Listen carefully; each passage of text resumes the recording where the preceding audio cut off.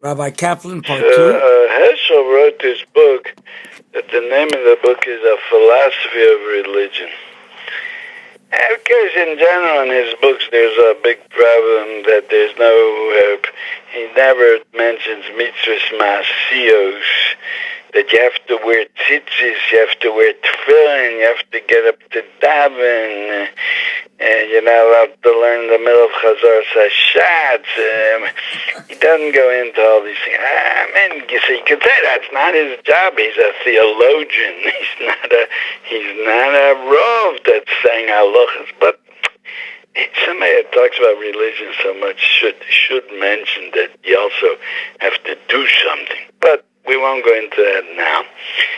And here there's a piece over here, a paragraph that he says over here, talks about the pious man. He says,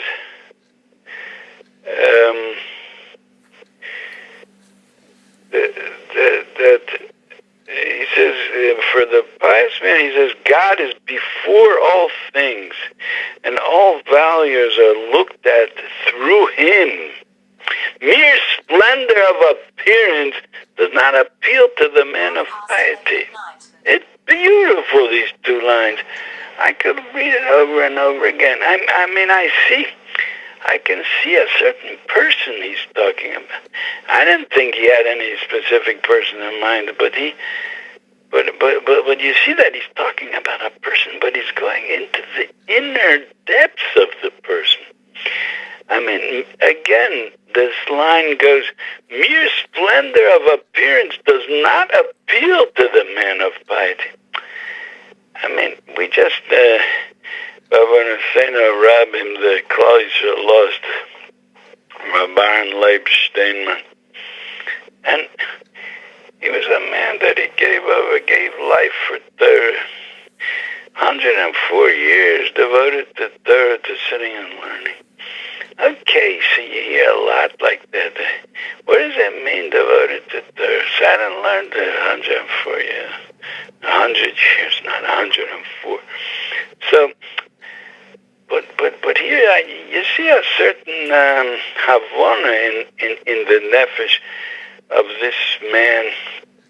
I would say in this line, mere splendor of appearance does not appeal to the man of piety.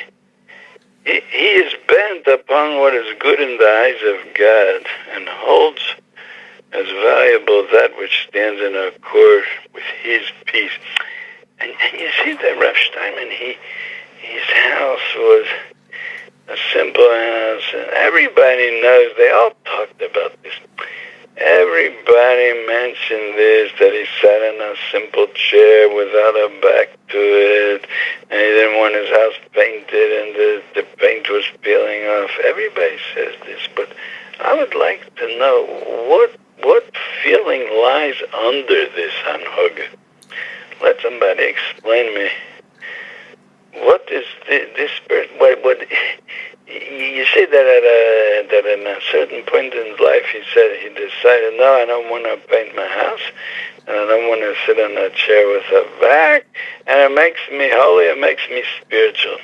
It's not like that. It doesn't go that way. About tshuva that wears a shtreimel does go that way. That somebody becomes frum, so now he has a question, how should he dress? So he decides, this feels holy somehow, and you wear a shtreimel, it feels holy. You wear these long coats that are made of silk, it feels holy. Why? I can understand that it does feel holy, but so what? So what? Does your inside become holy also? Or you just feel good that you belong to a certain group that looks holy? And you can find ganovim among them, and people ben adam lachaver, they're not ben adam lamakom also. It's shitchi, it's superficial. So Chas v'shalom Rav Steinman was like that. He decided, this is holy. No, not dressing a certain way is holy, but having a house, old run-down house, that's holy. Not like that, but I want to understand. So what is it? What feeling lies in this anoga? But but they're not going to tell you. And they can't tell you. And they have no idea how to tell you because they're not.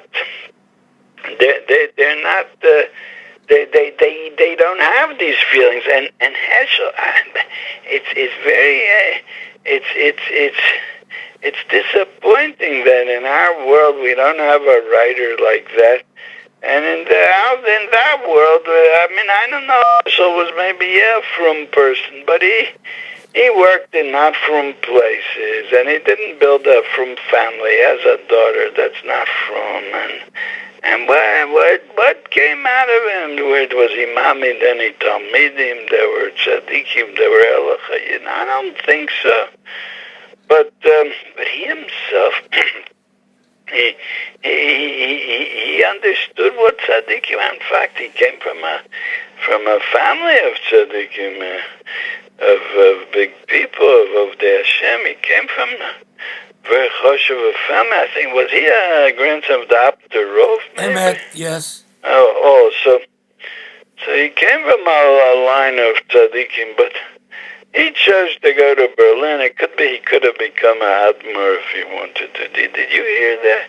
He could have become a Rebbe if he wanted, but he decided not to. On one hand, I could understand that he decided not to because sometimes being a Rebbe means putting on a show like I saw in a certain place one time. But oh yes, last night, in fact, it was.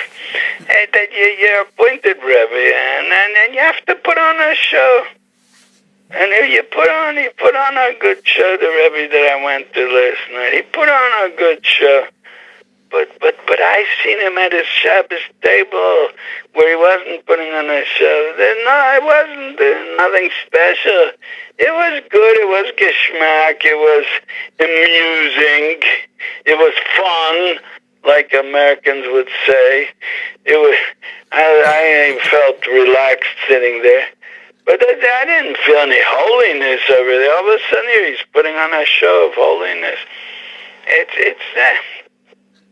But in heschel, so maybe he didn't want that. I don't know. Maybe that's what.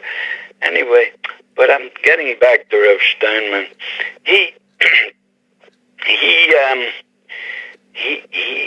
What did he feel when he made that decision that this is the kind of house he's going to have?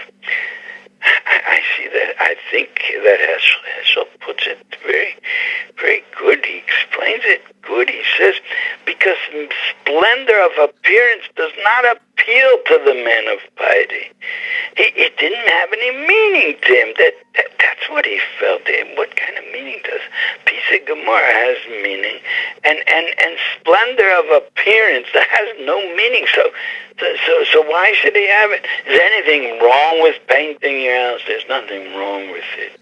But he couldn't find place for such a thing in a life devoted to Ratzon Hashem. He didn't find a place for that. You don't just do things. Everything that you do has to be, like Heschel says, he is bent upon what is good in the eyes of God and holds as valuable that which stands in accord with his peace.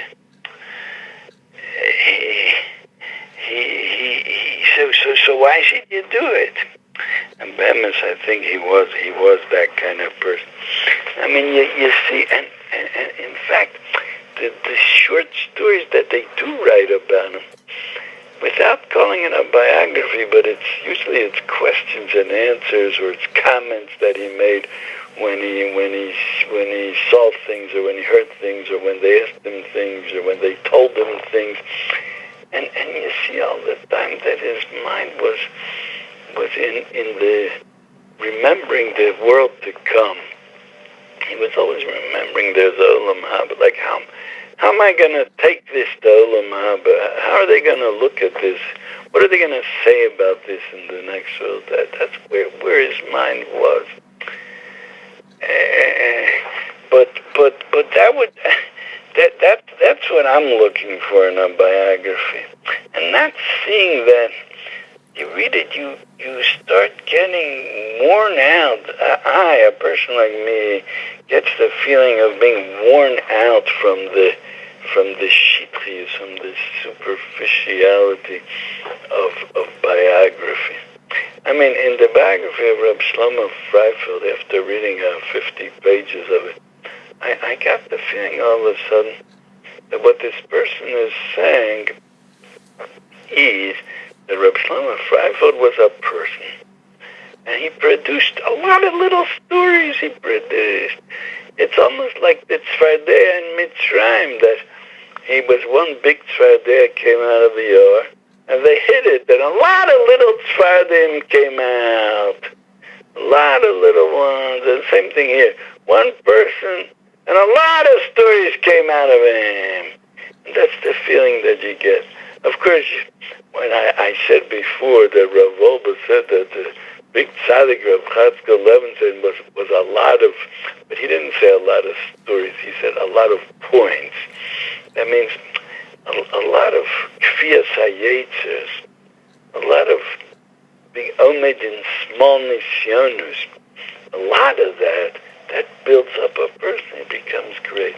But that, if you say it that, and there's a fine difference between the two things, but if you say it in a way as if 20 to midnight, as if to say that this person produced a lot of stories came out of him. So the impression is that it's a union of kamus, a union of quantity, a lot. But a lot what? But here, it's so beautiful the way Heschel says it further. He says, the most magnificent edifices, most beautiful temples and monuments of worldly glory are repulsive to him. And then he says, Oh, Rabbi Caplan. what? In the clip I put up, since you mentioned this, let me add something. Rav Asher Weiss was driving with Rav Steinman in New York and Los Angeles. I forget exactly where. Anybody wants to know, listen to my what I put up on Rav Asher Weiss. And he said, Rav Asher, look at this. Take a look at what the scenery here. And I said, I'm not interested. Or if Steinman said, I'm not interested. Yeah. I forget exactly the Lashon. Ayin Ozen Shama. Yeah, oh. But listen, yeah, it is a very beautiful story. I mean, I'm sure, and I just want to add a footnote to what you said, that he probably said it in a very delicate, gentle way. Because I know of people that they would say, exactly in that tone of voice, I'm not interested. I know a certain brisker that was sitting on the bus with him, so I happened to say to him just a small tidbit, a piece of information that in the kolo, I was in Slobodka, which was maybe the first kolo, so they didn't learn together in one base medrash. Each one learned wherever he wanted to, and they got paid. So this person looks straight ahead in there and he says, it's not important. So what am I supposed to feel like? Yeah. And me, idiot, thinks it is important. What do I ever have to doubt him for? And I know somebody else that I once showed a certain person a piece from Baron Cutler that had to do with a piece we were learning in the Kohen. So I thought there was what to see there. There was something that arouses the mind. So this person looks at it and gives it back to me. And the person wasn't a Sephardi.